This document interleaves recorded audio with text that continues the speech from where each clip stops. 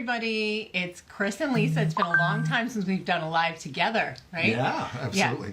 Yeah. From Been There, Got Out. And we are on tonight with Dawn Brower from Secure Babies. Well, she's called Secure Babies. And we're very excited about this. This one's been in the making for quite a while. Yes. Yeah. Yes. So let me just keep an eye on the screen. But so this is supposed to be Chris's. Here she is. Okay. All right, Dawn, I see you. Let me see if I could get that. This part's always tricky. I can't see it. I can't see it. All right, Dawn, send me the invite to join thing, and you just flew past me. All right. So anyway, so Dawn and I met like a while ago. Here she is. Let me put her in. So and she's a fellow New Yorker like us. You'll hear it. Yes, and I love that accent. Hi. Hello there. So we're so excited to see you. And I know I said, well, Chris is going to do most of the talking for this one, but I couldn't resist. I couldn't resist. I'll believe that when I see it. I know. Because when Dawn, like that voice, I told you since we met like a while ago and did our Zoom together, I was like, I feel like you're kin. So I'm just going to be here. Chris is going to do most of the talking. I'm going to try to restrain myself. Yeah, I mean, you're on Long Island, right? Because I'm in White Plains, New York, and Lisa's originally from New York, even though she lives in Connecticut now. Yeah. So it's a New York night here on a Tuesday. A thick accent, yes. I know. Yeah, and beware, everybody. We all are very chatty people. So we're going to try to keep it to under an hour. And if we go over, because we have so many things as always to talk about, we'll continue another time. So to get started, Dawn, can you talk a little bit about your background? So I'm a pediatric physical therapist. I work in early intervention, and I've been doing that for over 23 years.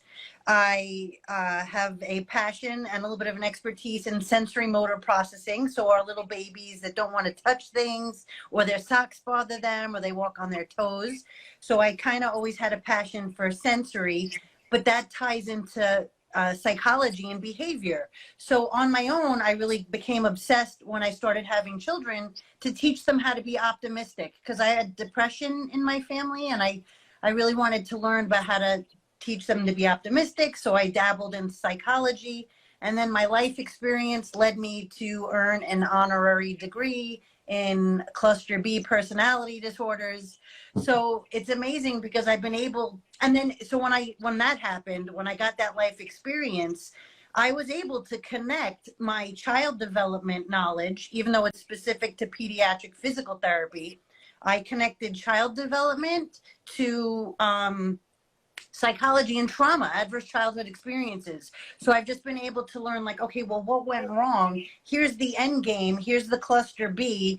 How did that happen? And then I look back and, it just all kind of came together. So I've connected my child development with psychology and just my overall knowledge of, babies and parent relationships. Yeah, and adverse childhood experiences that's a really hot buzzword right now, or buzz phrase. Mm-hmm. Right now, we see that popping up all over the place. So that's exciting stuff. And you made me think of when you said you have a master's in cluster B personality disorders. Lisa and I, when we start calls with new clients, a lot of times we'll say we have a bunch of knowledge and experience that we never wanted, yeah. but we don't. Yeah. So so let's get started. So one question we get, this is one we get absolutely all the time. Parents wondering, how can their child or children be okay when the other parent is toxic? So they have one healthy parent, one toxic parent. How can the kid end up being okay? So what I've learned, I'm very well read on the topic of secure attachment. And from what I've read, across the board, as long as there's one healthy parent, in the I guess the dynamic of what's going on, who can, I guess, emulate and model what healthy looks like, they have a really, really good shot. So that's one way. I'm also, because I work in early intervention, I'm a huge believer in the earlier the intervention, and that should also go with parent education. Like, people just have kids and they don't realize, and I just learned about how intergenerational trauma connects. So when people have kids, they don't realize, they think they're going to do the opposite and they can do the opposite of what they had happen to them growing up, but there are wounds triggered that they don't realize, that we really need to do work on ourselves and heal wounds that we incurred along our path through childhood into adolescence and so on and so forth. So the biggest thing that I would say, how can they help their children, is do the work for yourself, learn regulation strategies for yourself, learn to respond and not react. And that's going to help you in life across the board.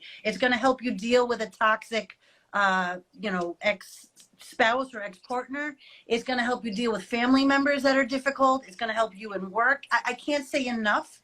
Yeah, so on the journey of learning with child development, I also became very intrigued in how to weave in like mindfulness and meditation and just regulation of emotions, because it's all connected. It's all connected. And the earlier the babies learn this, and we have to be the change we wish to see, the better. So I hope that answered the question. I didn't go. Yeah, absolutely. When we did our preparation call for this call, you talked about parenting being an art. Mm-hmm. So can you talk a little bit about that? Like, how is parenting an art? So science, you have a hypothesis, right? And then you have data, and you have, if this happens, then that. Well, guess what? You could read there's a lot of parenting books. So if there was a science format, there would be one book. Everybody would get it when they left the nursery, and society would be great. We'd probably all live like robots, and it would be very boring. So there's a little bit of variety in that, right? And we all come to the table with different experiences, different temperaments. We're born with temperaments. So it's definitely an art. And again, to learn to heal yourself, your trauma, your inner child wounds, you're going to be bringing that to how you interact with your child. It's not if my child does this, then I do that. That's a science. It doesn't work like that. It's an art. And you're constantly shape shifting, and you're seeing like what the child needs in that moment, and what one child needs, because I get a lot of flack that my little guy at a younger age got a cell phone, and I still hear about it, versus when the older ones got it. But things change. So that's what I mean. If it was a science, all my kids would get the cell phone the same time, the same age, but there's different things that take into consideration, how you would do things with each individual child, and just you as a whole with, where you're at too in evolution. Right. You're making me think of a therapist that one of my kids had, and my two sons are 3 years apart in age. And the topic was like, how do you like give one the cell phone, not the other, and like balancing that stuff out. And what she said was, everybody gets what they need, So that's like, I don't have to give you the same thing I give the other one, but everybody gets what they need when they need it. So, and I'd like to add to that is that it's just a constant dialogue with your kids. So the thing that I feel that doesn't happen with babies, and I've been told like, oh, you talk like your kids are adults. That doesn't mean that I use like SAT words, but I don't assume, like I'm always like full disclosure, like Jordan got the phone for these reasons. That way they're not playing stories in their head like mom loves him the best, he's spoiled, he's the baby. You're always looking to, to explain why you're doing something, why a punishment is happening, or just even consequence is not necessarily a punishment, because that's a whole nother topic, like as far as and being an art, do you punish, is the consequences punishment itself? So it's just about full disclosure and engaging your child in a discussion. And I think you can start that as young as possible, and that again, it's an art. You're not going to talk the same way to a 2-year-old that you talk to a 16-year-old. Yeah, and so another thing you talk a lot about is secure attachments. You already mentioned it earlier tonight. So can you maybe go through that secure presentation that you took us through? So the biggest thing with secure attachment, and this is where codependents have, codependents have an issue with boundaries, okay? And narcissists and other personality issues, have an issue with that. It's insecure. It's an insecure attachment. Okay. So you have a secure attachment which is the healthiest. you have insecure attachment, which is an avoidant attachment, an anxious attachment, and then you have disorganized attachment. So just quickly, avoidant attachment is typically what we would see where somebody, isn't really looking for that closeness, the intimacy, they need their space. Anxious attachment is, oh boy, did I say something wrong tonight? I wonder if, if Lisa's going to be mad at me that I said that. And then you just ruminate on that. And then disorganized attachment, which is the most intense, and it's disorganized because kids don't have a pattern of the way they behave. And I'll explain in relation to what, but the source of the safety is the source of the abuse. So how confusing is that? So you want to go to that safe parent, that safe base, but they're the ones causing the fear and the trauma. So how do you, it's very confusing and disorienting. So I'm just going to briefly just throw the phrase out there. There was, you have John Bowlby, who is like the father of attachment. He's done lots of research on it. Then you have Mary Ainsworth, who worked with John Bowlby. Mary Main also continued the work. Mary Ainsworth did an experiment called the strange situation.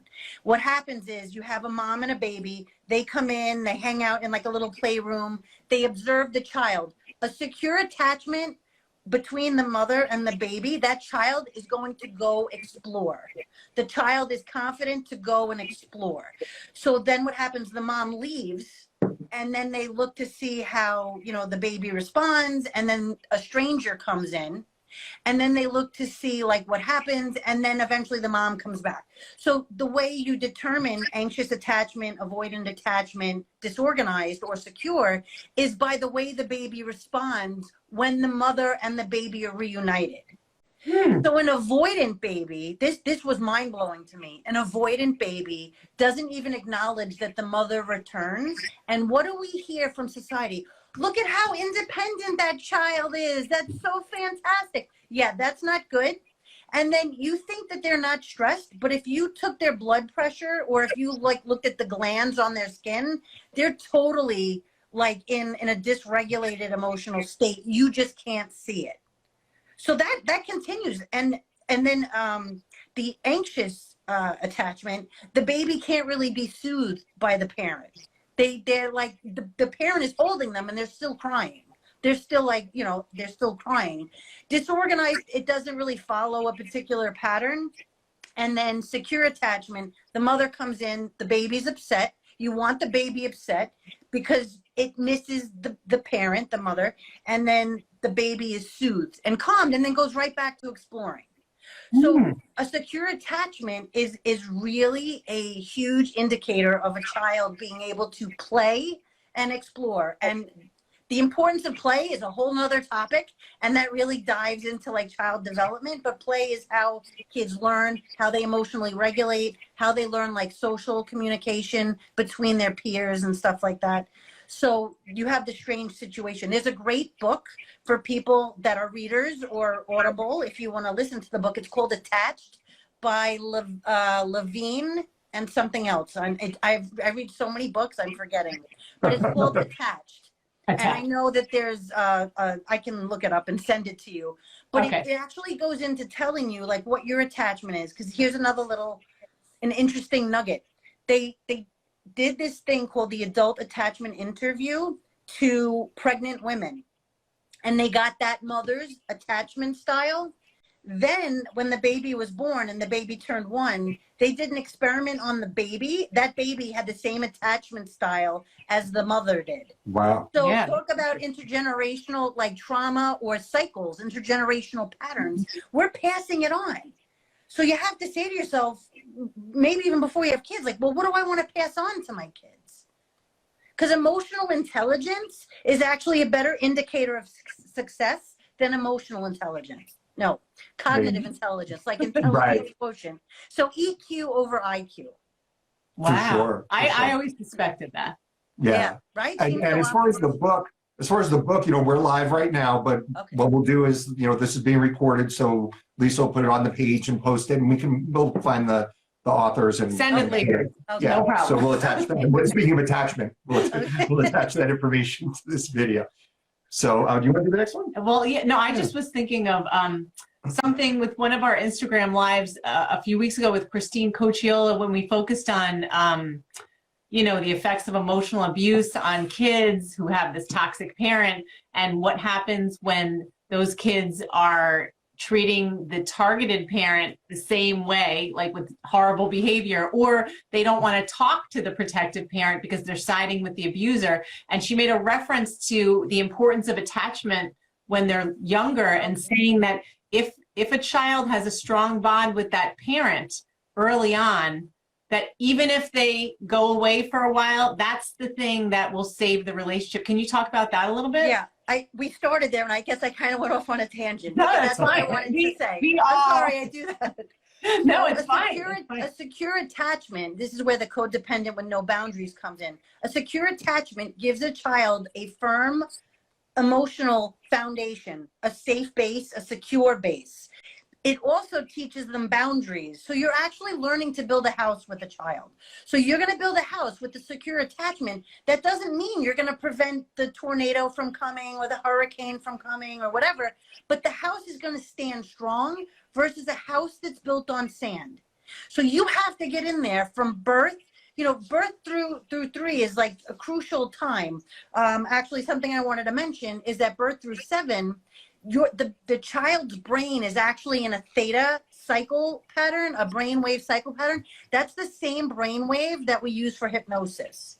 So we're actually paying good money when we could be like putting in these positive beliefs and programming these positive beliefs into children from birth through 7, instead of having them pay for like hypnosis or, some of these subconscious workshops that they do later on. And I might take things a little far, but I'm very passionate about this. So in my home, I don't have things that say like, life is stress and it's like a funny little meme or so. I have things that say like, I'm just positive, uplifting things, because I love vision boards. So my home is a vision board. So when my kids look and read something, you don't realize like kids are reading it. It's feeding the subconscious because the subconscious needs repetition. So every day they see things that say, I don't know, I'm trying like always be yourself unless you could be a unicorn. I'm looking at something up here. So like I didn't expect that one. Yeah. So like little things like that. Or I didn't dress them in like onesies. It said drama queen because I laugh. When I see that on a baby, I want to be like, you better be careful what you're programming your kid to be. It's so true. Really? So true. Yeah, because they're getting all this subliminal messaging, or I never had the news on when my kids were little, or, I was very aware of not talking about adult things in front of kids. People think they're not listening. Let me tell you, kids are always listening. And even if they're not directly having a conversation, engaging in what you're talking about, their subconscious is always listening. It's always listening. Yeah. So that's crucial. So a secure attachment early on is creating that stable foundation, and it's starting to develop the boundaries that we need to keep the toxic people out. If we have boundaries and a secure base, we have self-esteem, we have self-love, we have empathy. We have things that they might mess with us, but we're not going to tolerate for long with the boundaries and the safe base. So, and I came up with it's just behind you, so that's why I'm referring to it. I came up with the acronym SECURE. So I take each of the letters, and each letter actually can be like a whole topic on itself. So SECURE, this is how we're going to create a secure attachment. S is showing up for your kid, being present, emotionally present, not just sitting in the stands at a soccer game. Okay, really showing up and being there for your child. It's also making your child feel like they're significant. That's what narcissists don't get. They're emotionally neglected and abused. There are mirror neurons in our brain that help teach the child that they exist and that they matter and that they're worthy. These are all like programs I'm trying to get rid of because of what I, dealt with growing up. I'm not worthy. I don't matter. And then those themes play out in your adult life. And that's what I'm saying by triggers. I'm triggered if my son blocks me on his cell phone because I feel like I'm his mother and I don't even matter. I'm his mother and I don't matter. That's why it's really crucial to make babies feel like they're significant. If you've ever seen a video of like, the dogs in the window and they see their owners come home and their tails are wagging like that, how does that make you feel? It makes you feel so special. You want to light up, when your child walks into the room. They see that. Children read micro expressions. So you could be saying I love you all you want, and if the micro expressions in your eyes and your face and around here don't match, they know. So you can keep slapping on the fake stuff all you want, but they know. Oh, that's so interesting, Dawn. I love that. Micro expressions are really, really interesting. You can't lie. That's how people can look at an interview of someone and determine if they're lying. There are subtle little micro expressions, and kids read those. We develop initially through through non-obvious communication ways, through tone of voice, through micro expressions in the face, by the way somebody picks up the baby if they're hungry. If you have somebody that's emotionally absent and annoyed that the baby's crying, they sense that in their body. So they're making connections like, oh, this person's not safe, or, I'm asking for too much. I better tone down what I'm asking for. Wow. And so they do that from a very, very early age. Yes. I'm going to ask that question, but you just said babies. So babies. Amazing. Pick up on those cues right from the beginning. Yep. Nonverbal communications. That's what I was trying to think of the word. Nonverbal ways of communicating are how babies learn, and they take that all in, and it's shaping their brain. It's literally shaping their brain. So if Dawn, you have quickly, you're getting a big compliment. Someone said their son is autistic and reads faces very much. So Dawn's also your son's physical therapist or PT, right? And you're amazing with him. Yeah. And I was telling her, because sometimes he probably can read why another therapist might not be perfect, not perfect, but connected with him. Mm-hmm. And that's a key piece of information. Okay, so this leads perfectly into how to respect a child's boundaries. You have a kid going to, let's say, a party, and there's an adult that wants to say hi and hug the kid and kiss the kid, and you think they're okay, and you're like, oh, come on, Johnny, go give so-and-so a kiss. They haven't seen you in so long. But this kid feels off about the micro expressions. There's something subtle, and you push them to do it. You're breaching their boundary. Breaching their boundary.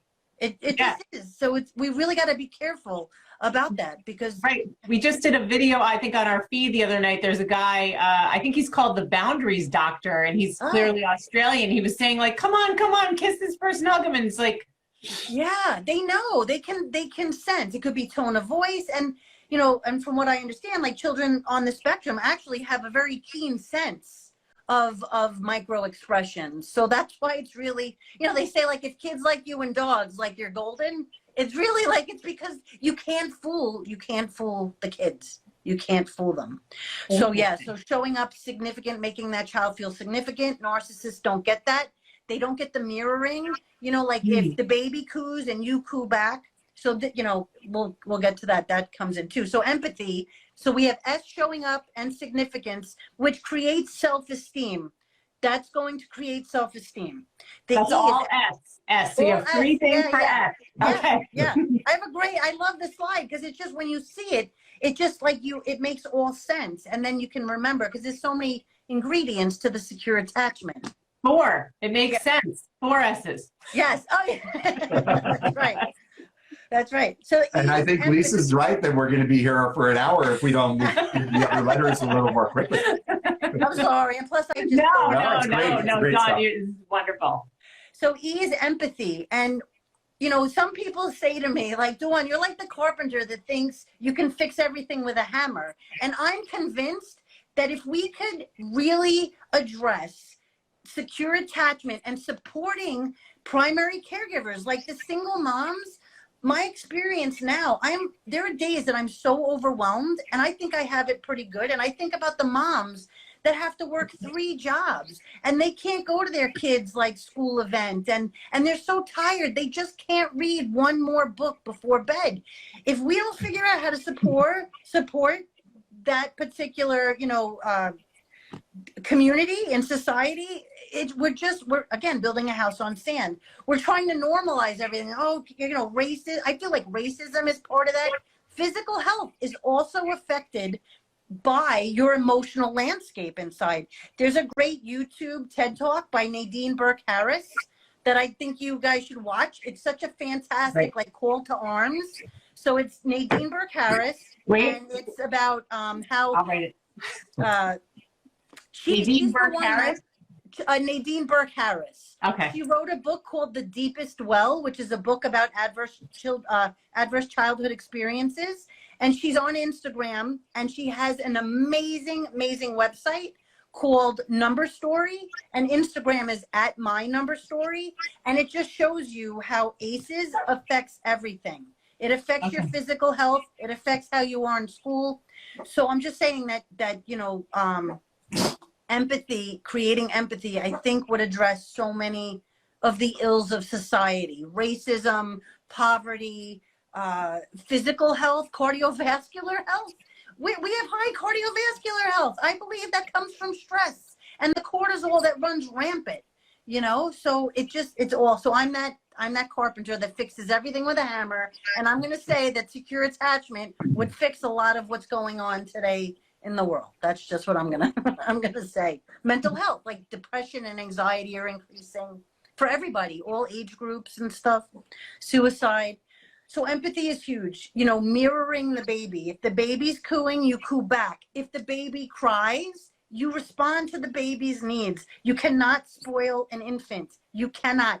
When a baby cries, that's their way of communicating. They are dysregulated, whether with a wet diaper, they're hungry, they're tired, they're looking to regulate, and they need an external regulation box, which is the parent.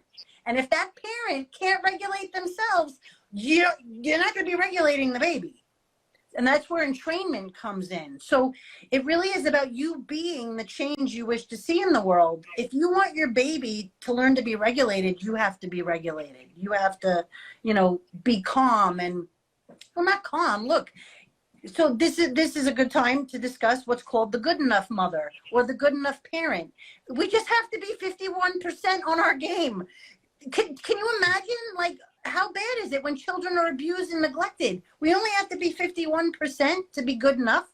Because if you get into 100%, that's pathological. That's where spoiling comes in, and that's abusive because the parent is not allowing reality and natural consequences for the child to learn natural consequences. When we have helicopter parents coming in and, you know, smoothing it all out for the child, and that's kind of, yeah. So it's really about natural consequences. If you're going to treat me like garbage, there is a point. There is a point. I don't know what that point is, but where unconditional love is no longer appropriate when being treated, you know, if you're being, so a baby deserves unconditional love, and I'll always love my kids, but unconditional love to some people means that I'm going to tolerate abuse from my child because they're my genetic offspring, and that's not happening. Because my job as a parent is to teach you how to get along in reality and in the world. And if you treat me like this, you're going to treat your wife like that or kids that you have. That's unacceptable. And I'm not playing in that game. So that's what I mean by natural consequences. And there is a point when unconditional love can become enabling. It does. And I have zero tolerance for enablers these days. So I don't. There's a fine line between unconditional love and enabling. All right, so that's E. That's E. Well, E is empathy. I thought I was going to be the taskmaster. Look at him. All right, so C is co-regulation and consistency. Okay, so co-regulation is your ability to, and co-regulation lasts a lifetime. So people need to get it out of their head that it's just for babies, because I'm sure, Lisa, if you're stressed, you're going to go talk, right, to friends and family and Chris, you know, and just really try to just regulate yourself. So regulation does not go away. We always need it. So that's just part, we teach the baby how to, like, kind of become more regulated when they're dysregulated from stress. So wait, Dawn, so when you say co-regulated, so dysregulated is you're not regulated. Co-regulated means I need to regulate myself with somebody else? Yes, yes. So I need someone else's, yes. So I definitely. Which is a problem with avoidant personalities. right? Because they're like, oh, I'm going to handle this myself. I'm independent. And people think that that's a good thing. Like, oh, look at how strong they are. That's not. We're interdependent. We're not codependent. We're not, avoidant. We need to be, we're social creatures. We are hardwired social creatures. We need each other.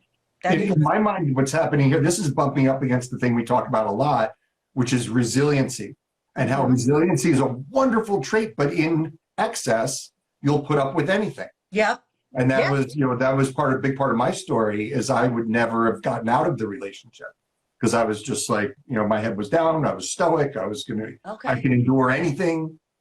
I think there's like tenacity, not resilience, where it's like, I'm going to stay no matter what.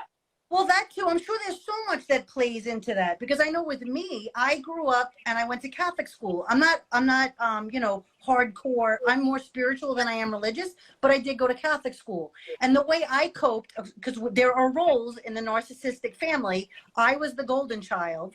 My sister was the scapegoat, and my youngest sister was the lost child.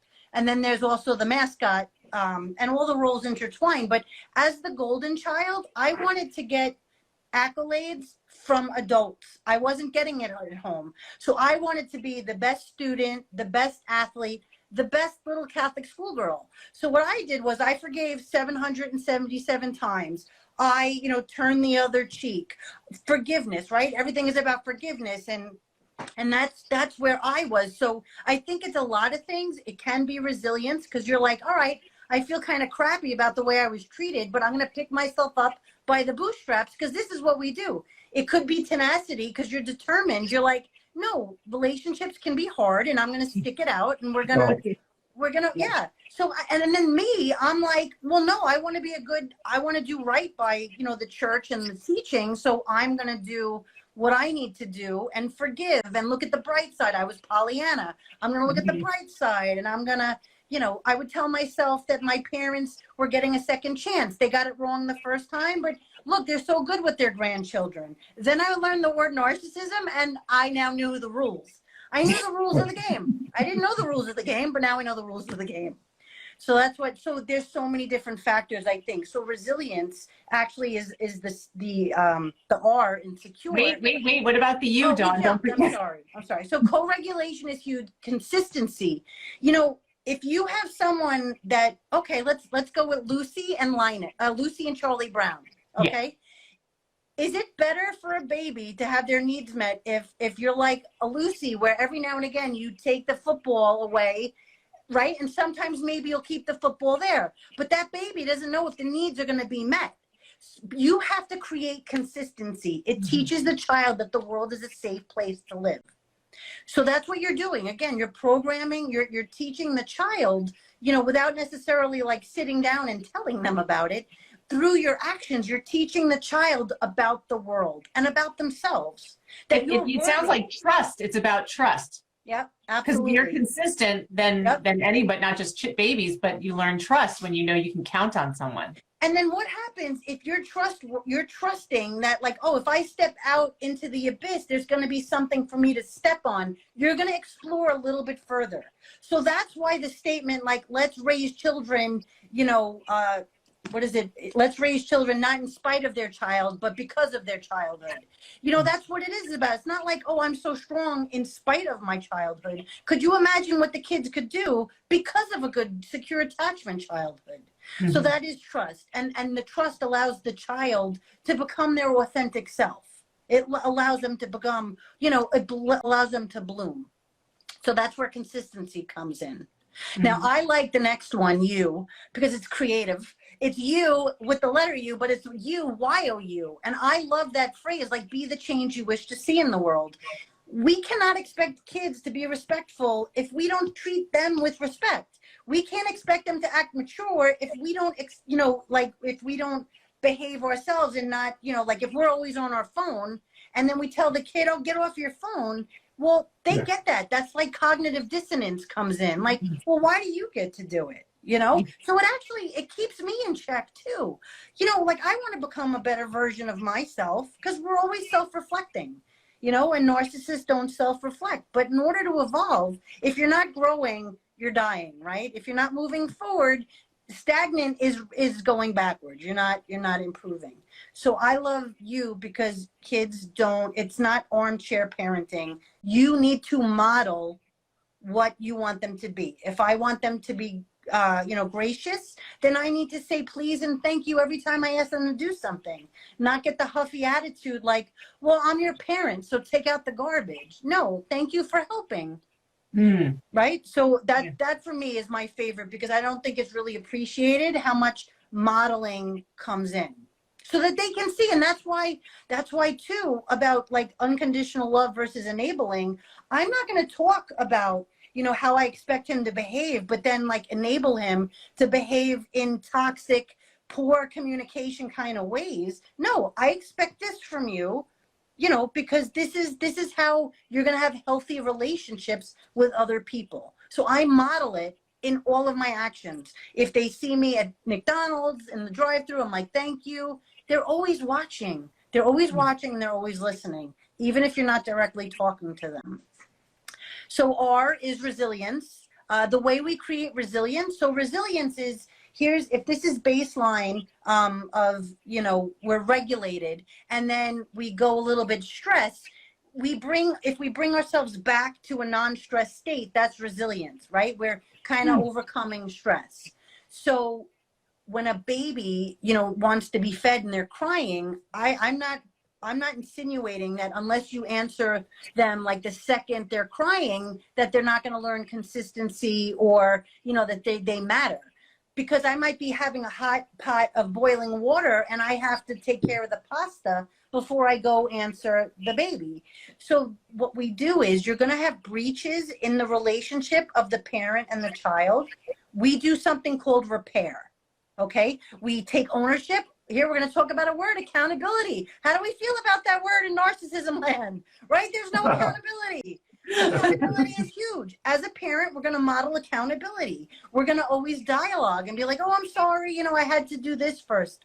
That way they don't make up stories in their head, because children would rather be a bad child in a good world than a good child in a bad world. So when we have parents that are neglectful and abusive, the child internalizes it and they want a good world. So they're like, it must be me. I must be the problem. So now they internalize all the stories in their head.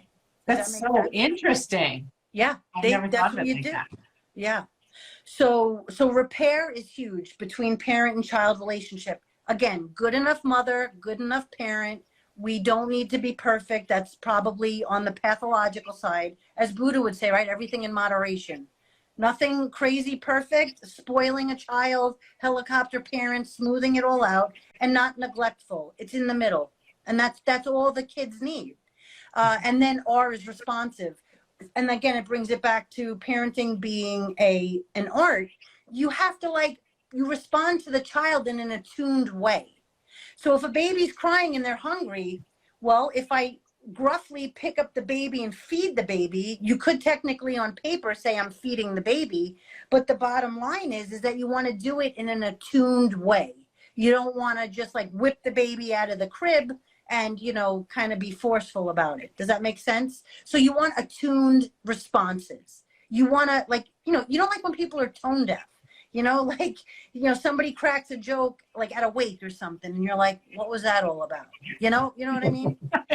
It doesn't make sense. You're like, what is going on? So kids read all that, the nonverbal communication, and they can sense things.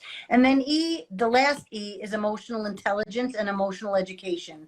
And there's so much information out there about here, another narcissistic term, validating a child's experience. Right? What happens? Gaslighting. We invalidate. Oh, that doesn't hurt.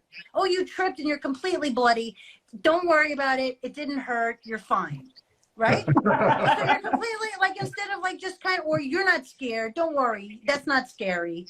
And I was guilty of that too. And I wish I would have known this even before I had kids. All this stuff takes practice. This isn't going to, just because you have it up in your head doesn't mean that it's going to come out natural. like in the moment of when it's needed. So that's why I'm a big proponent of like practicing things. You know, if we want our children to be gracious and have gratitude, then are we thanking everybody that we see like at the drive-through or holding a door for us? Even if our kids aren't watching, because that's the true state, that's true character, right? When nobody's watching, what are you doing? So it's really about, you know, training ourselves to be a better person for our kids. So so we'll just go over the letters quick. So S is showing up significance, which will equal self-esteem. E is empathy, which is huge, right? Empathy is huge, especially in the cluster B, groups of personality disorders, that they need empathy because they don't have it. C is co-regulation and consistency. U is you, be the change, Y-O-U. R is resilience, repair, and responsive parenting. And then E is emotional intelligence and education. So it is, again, just to reiterate, it's EQ over IQ. That is a better indicator of future success. And that's It's a real crash course. I know. I'm like, Dawn, you have to like get a slide, or you have something on your site, on your feed, like where people can see this. I think I have it actually on those dots, on those circles. I have my little PowerPoint picture that I'm putting up there. Forgive me, I'm not tech savvy. I do a lot of reading. I should dabble in tech a little bit more. No. Let's keep going. Right. So you slid the word. Wait, which one? Why don't you do it? Because you're pointing at a different question. I know. Dawn, we have like so many ideas, of course, that we want to talk about. I'm like, okay, what do we miss? All right. So what about, and this is like the big one, and this is the one I'm thinking, I bet we're going to go till we're time's up. But, you know, like we said, a huge thing in this community is how to deal with kids that have been emotionally abused, and especially the ones that don't want to interact with us, or, you know, like you had said before, I'm sorry. I'm not going to beg someone to want me in their life. Like, can you get into that a little bit and talk about maybe some tools that a parent can use when you're dealing with a kid that's like, I'm not getting my way with you, even if you have that foundation from when they were little and now they're a teenager and they're driving you crazy.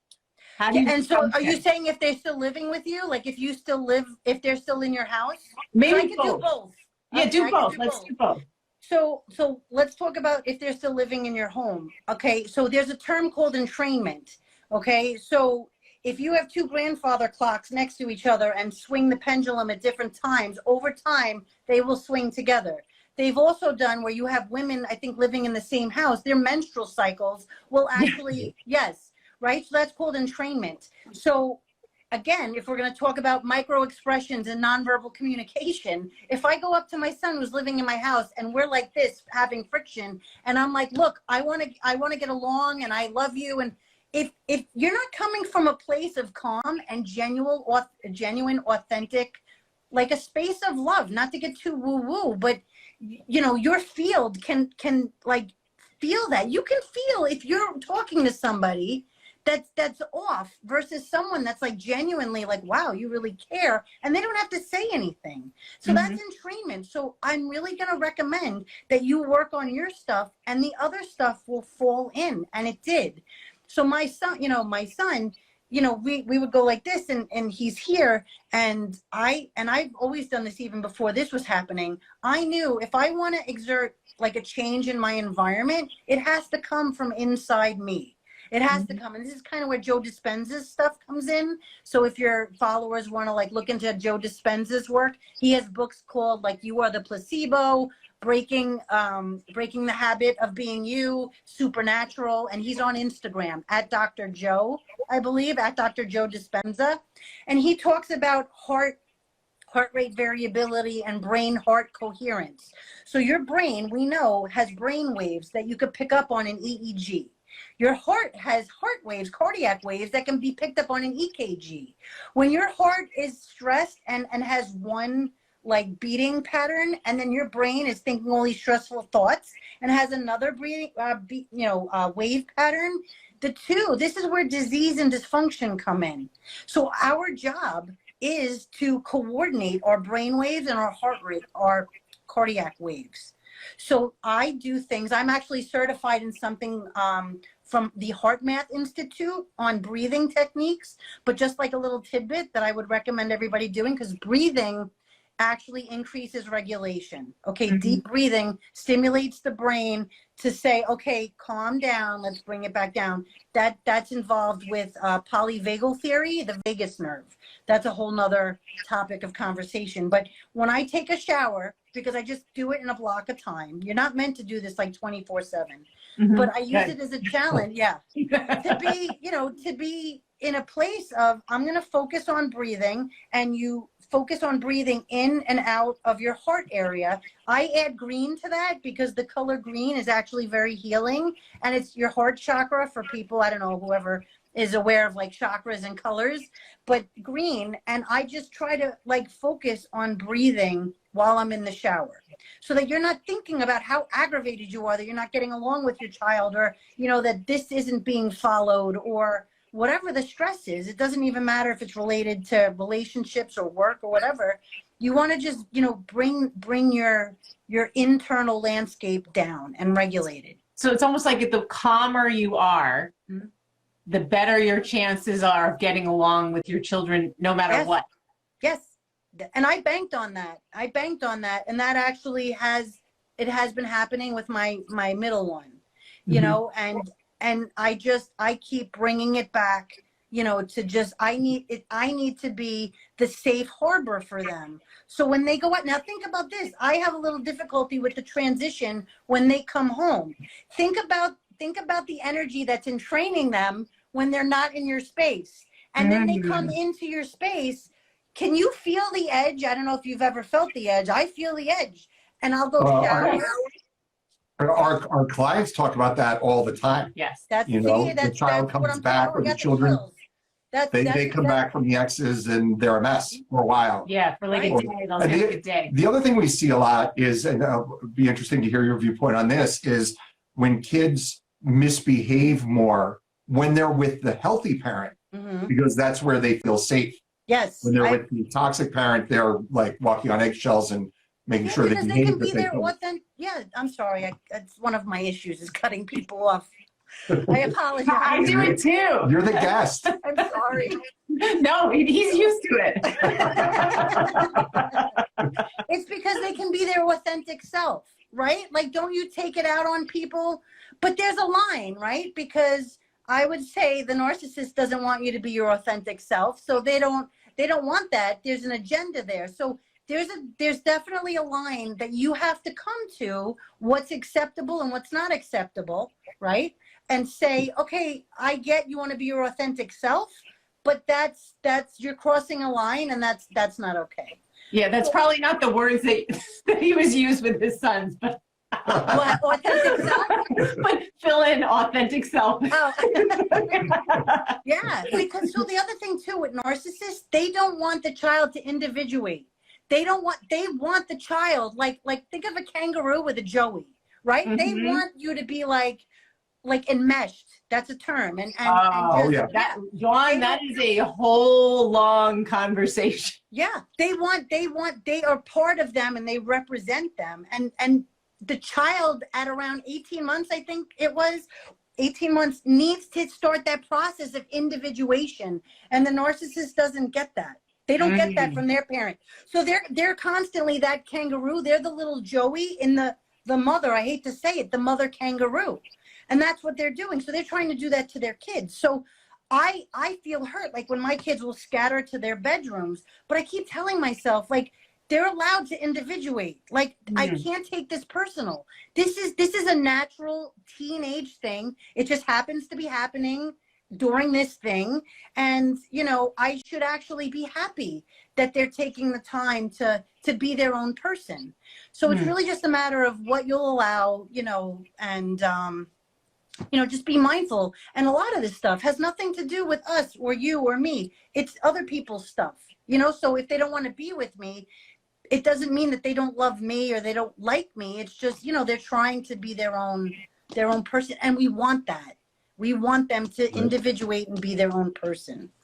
Now, Dawn, what about, I think we're probably going to say the same thing, but what about, we talked about, the child who is at home. Yes. Yes. Now, like give an example of, let's say the narcissistic parent has driven a wedge between the healthy parent and the child is not in the home, but is with the unhealthy parent. Yeah, that's Right. a big problem in our community. And for some reason, it's 14-year-olds for the people. Right, yeah, that's Every one of our clients there, they're 14 when this problem comes up a lot. We've Yeah. heard that a bunch of times.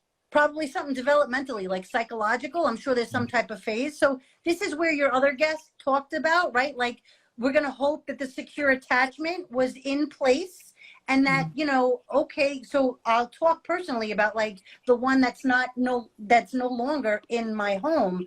You know what I'm still doing? Working on myself, not tolerating certain behavior. So something was done where he needed something and he went through one of my kids. And before this, I would like reach out and just be like, I'm thinking of you. I love you, but not too much. And this is the art again. Like if I said I love you, it's actually a trigger that he feels like that I'm kind of like being too forward. So I wouldn't necessarily say I love you. It doesn't mean I don't love him, but I'm respecting that it might trigger him a little. Does that make sense? Yeah. Yeah. Interesting. Well, so John, if you don't say I love you when you reach out, like what kinds of things do you say, or do you just talk about random So stuff? now I can cry a little bit because so if they're living with me and I don't tell the one that lives with me that I love you, because again, it's a little bit of like a trigger or a bouncing up. I show him I love him. How do I do that? If he didn't do an assignment and he's panicking at 12 o'clock at night, I'm up till 2 o'clock in the morning helping him do his homework.